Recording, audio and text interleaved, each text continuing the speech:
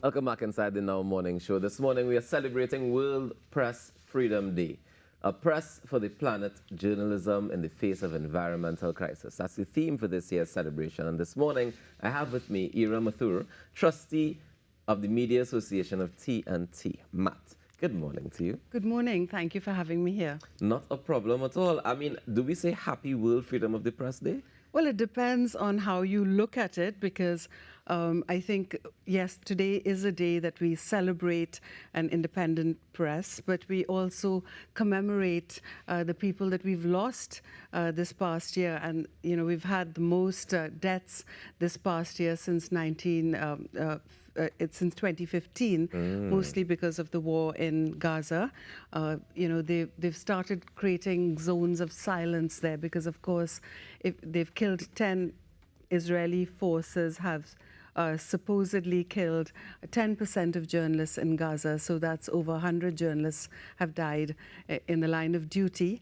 And some of them still continue to send out reports from zones that are being bombarded. So we also pay tribute to them.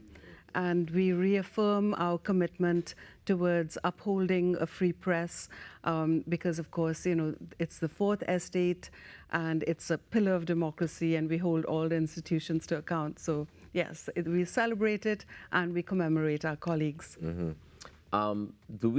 Those realities, right? Yeah. Us and Trinidad and Tobago, do you think the media here realizes how, I don't want to say how good we have it, but, you know, the benefits of being able to be as free as we are? Or do you think we consider ourselves to be free here?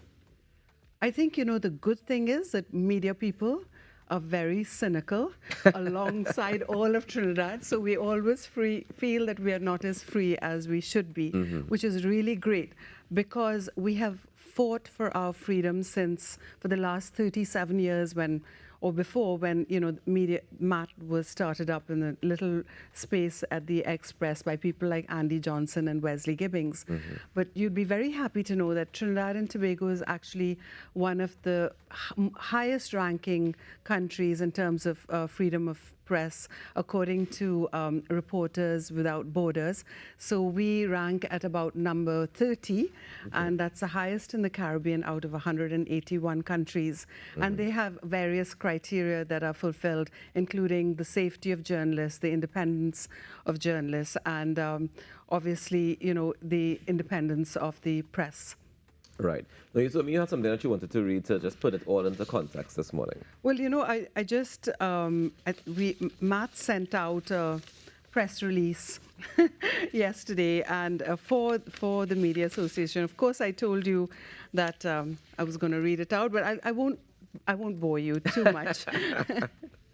So on May 3rd, World Press Freedom Day, Matt, on behalf of the journalists of Trinidad and Tobago, we join our colleagues across the globe in solidarity towards a free press to mourn journalists as well, including, like I said earlier, an unprecedented number lost in the line of duty in the war zone of Gaza, and to call for greater protection of all media workers.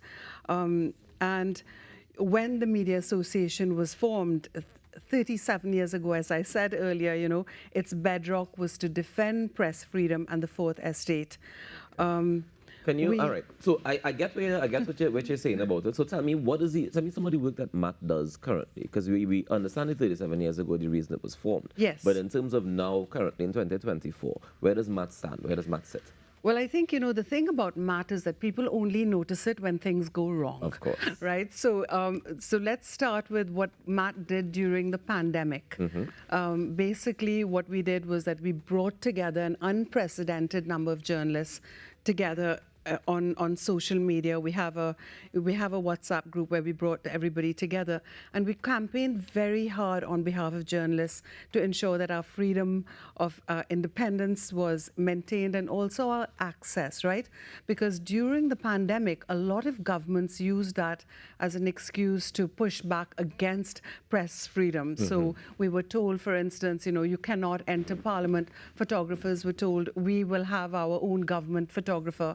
and we pushed back against that. And what we did was like, okay, you have social distancing. We will pool together Express, Guardian, and Newsday, and we will send our own photographer. We were once or twice, we kind of denied access to not just to Parliament, but also to swearing in of various events. So we pushed back there. And it's traditional for government because we hold them to account. Right. There's that relationship. I was going to ask you to explain to people why it's so important for that pushback to happen. Why is it so important for the representation to come from the media house and not from the Parliament or the government, for example? Well, the traditional role of the media is we have an agenda that's absolutely the opposite of government, right? So we are here to hold the powerful and public figures to account.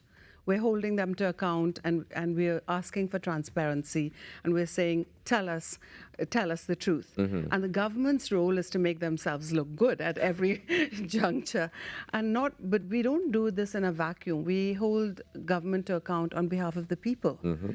And we are also a voice of the people who don't have a voice. So that, the stories that you sometimes read of, very far away places, maybe a granny somewhere who's going through a really hard time and, doesn't have housing, is suffering with, there's a whole village with water issues, Mm-hmm. with road issues. There's, a crime taking place in far-flung places. That's where we find ourselves, where people don't have a voice. Traditionally, I don't think journalists are so much about, speaking up for public figures. We are more there to speak up for people who don't have a voice. Do you feel like it's still that way? I absolutely feel like it's that way. There's many types of journalism, right? Yeah. So I think that, of course, you need the economist journalists, you need the journalists who understand the politics, and you need the journalists who completely understand, where the numbers are taking us in terms of business, because Mm-hmm. that's a very important part of journalism. So But I it's think being able to analyze the different aspects of society and be able to reflect it to the population. Precisely. I think that in many, you put it beautifully. And, Raoul Pantin, who was actually my mentor and who worked here, he was actually a hostage at TTT. He always said, that journalists are mirror to society. Yeah. So we don't set an agenda. We show the mirror and we say, this is what's going on. That's what's happening in Gaza. And I guess people there didn't like it. Yeah. Well, I mean, it wouldn't. Sometimes the mirror doesn't always have a very nice image when you realize what you're seeing. That's right. Tell me the role or the challenges faced by media when it comes to technology, when it comes to social media. I know that sometimes we can use it to our advantage, but there's also disadvantages as well. Totally, because, all across the media, when I started in journalism thousands of years ago, there was, when we went live, there was a satellite dish and, we all went there. And so you knew that it was a journalist and we were going live. There was that whole van that went along with us.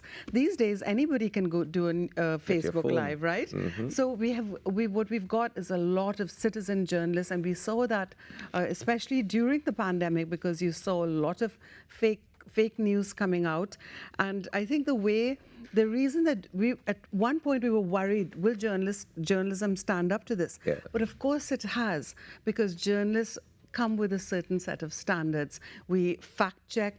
We try to tell both sides of the story, and citizen journalists don't. So at the end of the day, you may like the bacchanal on Facebook, but you're coming back to, Verified sources. Yes, absolutely. Yeah, and the whole idea is that media houses are meant to be verified sources. So journalism Totally. is meant to be verification and making sure before publishing. Yeah, absolutely. But you also have a lot of journalists who operate by themselves, online journalists, and they actually do a very good job. So, we have to come into the digital age, which Matt has also been pushing. Yeah. Tell me about some of the challenges that you think we've had to overcome so far. We're doing a good job at.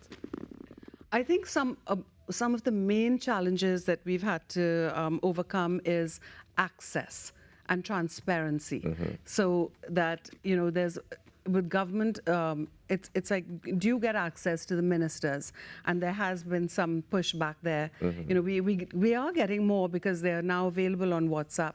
But there are some laws that we are actually watching a little bit closely, that if that could have a very chilling effect on journalism. in Trinidad and Tobago. So we're looking at those laws. I'm just very quickly going to say that there's the Cybercrime Bill 2017, the Data Protection Act 2011, the Broadcast Code, and the Sexual Offences Amendment Bill 2021. They could all have a chilling effect. And we are an NGO and we have no money, but we somehow managed to get lawyers on our side to help us to get through this. Okay. So the idea is to challenge these bills? Absolutely, to challenge them and to look at them very closely, because they may come across as good for the public interest, but you have to balance protecting maybe the personal person to protecting a society. And you don't want any of this to be used in a way to block journalists from actually getting at the facts. I wonder sometimes if people understand the importance of journalists in that same challenging the policies, challenging the other estates. If people really understand what it means and what it takes and the risks that are involved. Can you describe some of the risks that are involved when you do this work? I think, for me, I was a very young journalist when one of the first things that happened to me was 1990. And I remember actually that, being at 610 and the whole world seemed to have gone dark because there was no other media house in operation.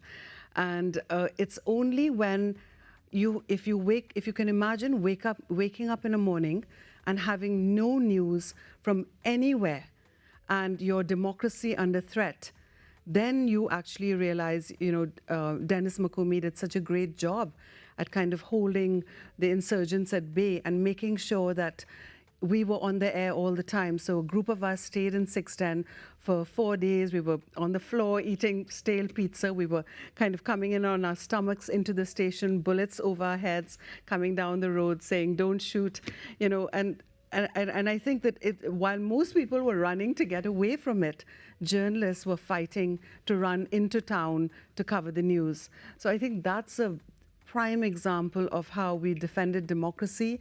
It's a dramatic example, but we do this in small ways every single day. What do you think drives you and other journalists who would go into the line of fire to be able to get that story out? What drives that passion? What do you think drives most of us who work very long hours for very low pay? Because I was going to say, it can't be the money. It can't be the money. It's not the money.